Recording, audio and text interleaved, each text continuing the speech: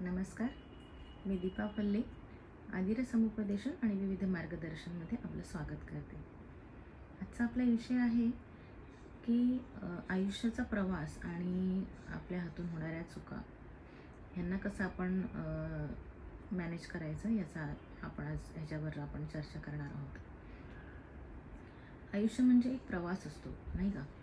आपण लहानपणापासून जगत जगत जे आपण आयुष्य पुढे आलेलो असतो, त्या प्रवासामध्ये आपल्या हातून काही चुका होतात. म्हणजे आपल्याला माणसं ओळखण्यात चूक होते किंवा आपल्याला आपल्या वागण्या बोलण्यात चूक होते किंवा आपल्या समजण्यामध्ये चूक होते किंवा आपल्या म्हणजे नातेसंबंधांमध्ये असेल किंवा आपले काही निर्णय चुकत असतात किंवा बऱ्याच म्हणजे असं किंवा तो कारण की तो प्रवास आहे आणि आपण जन्माला येतो तेव्हा आपण सगळं काही शिकून आलेलो नसतो किंवा आपण एक जन्माला जेव्हा माणूस येतो तेव्हा तर एक एक त्याचं स्ट्रक्चर असतं किंवा त्याचे माइंडसेट जे असतं ते एक असतं. त्याच्यामध्ये काहीच ऑटोफिल त्याच्यामध्ये काहीच ऑलरेडी डेटा नसतो किंवा त्याला सगळ्या गोष्टीचं नॉलेज पण नसतं. जसं जसं तो प्रवास करत करत पुढे जातो तसं तसं त्याला येणारे अनुभव, त्याला दिसणाऱ्या त्याच्यासोबत घडणाऱ्या घटना, त्याला भेटणारी माणसं किंवा त्याचा संपूर्ण जो प्रवास असतो त्याच्यातून तो नवीन नवीन शिकत जातो. आणि ज्या गोष्टी अजून शिकायच्या राहिल्या असतील किंवा ज्या गोष्टी अजून अनुभवायच्या राहिल्या असतील त्याच्या आधीच जर त्या आपल्या आयुष्यामध्ये घडल्या किंवा त्याच्या आधीच जर त्याला आपण समोर आलो त्या गोष्टीच्या किंवा त्या माणसांच्या, तेव्हा आपल्याला समजत नाही की ते कसं हँडल केलं पाहिजे किंवा त्या गोष्टींना किंवा त्या माणसांना आपण कसं सांभाळलं पाहिजे किंवा त्यांना कसं आपण तोंड दिलं पाहिजे हे आपल्याला तेव्हा माहीत नसतं. त्यामुळे नॉलेजच्या अभावी म्हणा किंवा मोहापायी म्हणा किंवा चुकीच्या सिच्युएशन्समुळे म्हणा, तशी परिस्थिती असते त्यावेळेला त्या घटना घडतात तेव्हा. त्यामुळे चुकीचं वागलं जातं किंवा चुकीचं निर्णय घेतले जातात किंवा नातेसंबंध टिकत नाहीत किंवा आणखीन असे बरेच गोष्टी घडतात की ज्याच्यामुळे आपलं शारीरिक, मानसिक, आर्थिक अशा वेगवेगळ्या स्तरावर नुकसान होऊ शकतं. पण आणि असंही नाही की हे फक्त आपण 20-30 असेपर्यंत जसं होतं किंवा असं ज्या चुका आहेत त्या फक्त लहानपणीच किंवा तरुणपणातच होतात, असं काही नाही आहे. आयुष्य हा जसा प्रवास आहे तसं आपण प्रत्येक टप्प्यावर नवीन नवीनच शिकत असतो काही ना काही. म्हणजे इवन 40-50मध्ये गेल्यावर सुद्धा आपल्याला असे अनुभव येत असतात की जे आपल्याला आधी आलेले नसतात किंवा अशा घटना किंवा अशा व्यक्तींच्या आपण कॉन्टॅक्टमध्ये येतो की जे आपण आधी कधी अनुभवलेलं नसते किंवा त्यांना कसं फेस करायचं, त्यांना कसं आपण टॅकल करायचं हे आपण शिकलेलं नसतो. ते त्यावेळेच्या परिस्थितीनुसारच आणि त्यावेळेच्या आपल्याला जी बुद्धी जेवढी असते किंवा जेवढं आपल्याला समज असते आपल्याला, त्याप्रमाणे आपण त्याला हँडल करत असतो. याचा अर्थ असा नाही की आपण ती खूप मोठी चूक केली आणि आपण खूप आयुष्यामध्ये एवढं आपण वय झालं आपलं, आपण इतके पुढे आलो तरी देखील आपल्याला हे कळत नाही आणि आपण मग स्वतःला दोष देतो, स्वतःला गिल्टी समजतो, स्वतःला त्रास करून घेतो किंवा अगदीच खूप मनामध्ये तीव्र निगेटिव्ह भावना घेऊन आपण जगतो. हे अत्यंत चुकीचं आहे. कारण की त्याच्यामुळे आपल्याला स्वतःलाच त्रास होत असतो. जेवढं तुम्ही ग्रजेस म्हणतात जेवढं तुम्ही मनामध्ये धरून राहाल, जेवढं तुम्ही निगेटिव्ह फिलिंग्स तुम्ही होल्ड करून ठेवाल किंवा तुम्ही चुकलेल्या गोष्टी, स्वतःच्या चुका असतील, दुसऱ्यांच्या चुका असतील, तुम्ही मनात धरून ठेवाल तितकं तुम्ही स्वतःलाच हर्ट करत राहणार. तितकं तुम्ही ते फ्रीडम तुम्ही नाही अनुभवू शकणार. तेवढं तुम्हाला त्याचा त्रासच होणार. कारण की जसं आपल्याला निसर्ग शिकवतो, आता एखादी नदी वाहत असते. नदी वाहत असताना तिच्या प्रवाहामध्ये अनेक घाणेरड्या गोष्टी देखील येतात. जरी ती नदी डोंगरातून शुद्ध स्वरूपातून झऱ्याच्या रूपाने येऊन ती अशी स्वच्छ निर्मळ असते, ती शेवटपर्यंत तशी राहत नाही. म्हणजे तिच्या प्रवाहामध्ये अनेक इंडस्ट्रीजचं पाणी सोडलेलं असतं.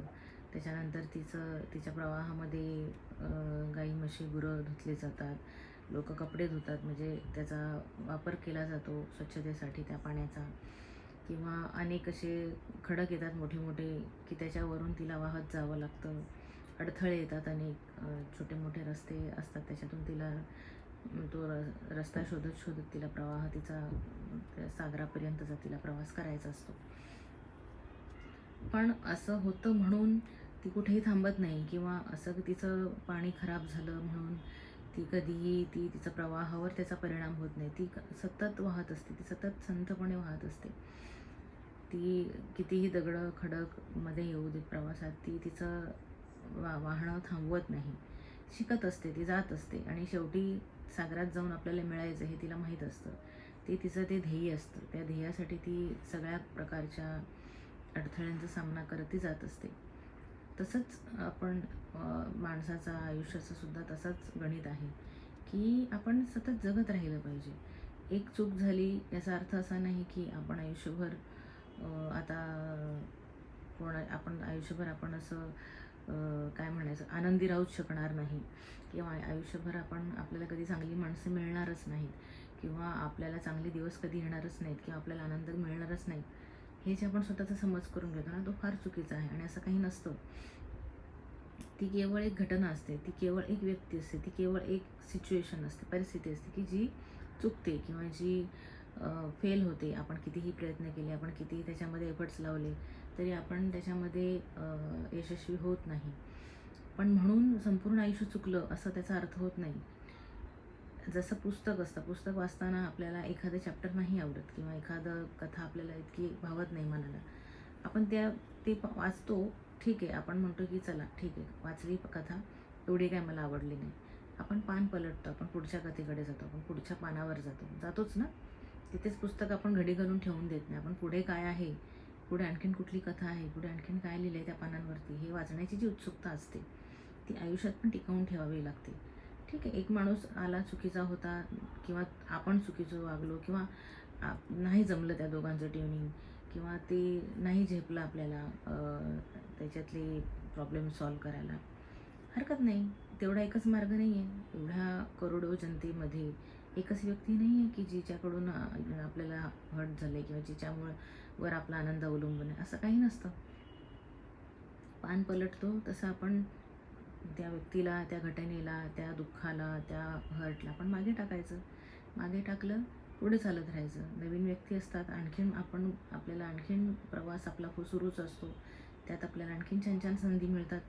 आपण जितके पॉझिटिव्ह राहू, सगळ्यात महत्त्वाचा पॉईंट हा आहे की आपण जितके पॉझिटिव्ह ठेवू स्वतःला, आणि जितके आनंदी ठेवू, आणि जितके स्वतःला भावनांनी भरलेले ठेवू, चांगल्या भावनांनी, वाईट भावनांनी नाही, तितके आपल्याला चांगले अनुभव येतात. आणखी पुढे पुढे आपण जसं जाऊ तसं. तुम्ही जर निगेटिव्हच स्वतःला भावनेमध्ये ठेवलं, तुम्ही निगेटिव्हच स्वतःच्या मनावरती सतत तुम्ही आदेश देत राहिलात, किंवा त्या आठवणींचा मारा करीत राहिलात, किंवा माझं चुकलं चुकलं चुकलं, किंवा हे असंच का घडलं, ते असंच का घडलं, हे असंच का घडलं, नाही, त्याच्यावरती आपण गिरवत बसायचं नाही. जितकं तुम्ही गिरवणार तितकं ते ठळक होत जातं. हा एकदम साधा आणि सोपा नियम आहे. आपण शाळेत जेव्हा शिकतो तेव्हा आपल्याला गिरवायला का शिकवतात, म्हणजे आपण जेव्हा पाटीवर पाटी पेन्सिल घेऊन आपण शाळेमध्ये शिकायचो, तेव्हा आपल्याला गिरवणे हा कार्यक्रम का असायचा शाळेमध्ये, की कारण ते मनावर, मेंदूत बिंबवण्यासाठी. मग ते आपल्याला आयुष्यभर लक्षात राहतं. ते अक्षर कसे लिहायचे आपल्याला आयुष्यभर त्यामुळे लक्षात राहिले, कारण की आपण ते गिरवले. आपल्याला जर चुकीच्या घटना किंवा चुकीच्या आठवणी, निगेटिव्ह आठवणी, आपल्या झालेलं आयुष्यातलं नुकसान, हे काही जर आपल्याला लक्षात ठेवायचं नसेल, तर आपण त्याला गिरवणं थांबवलं पाहिजे.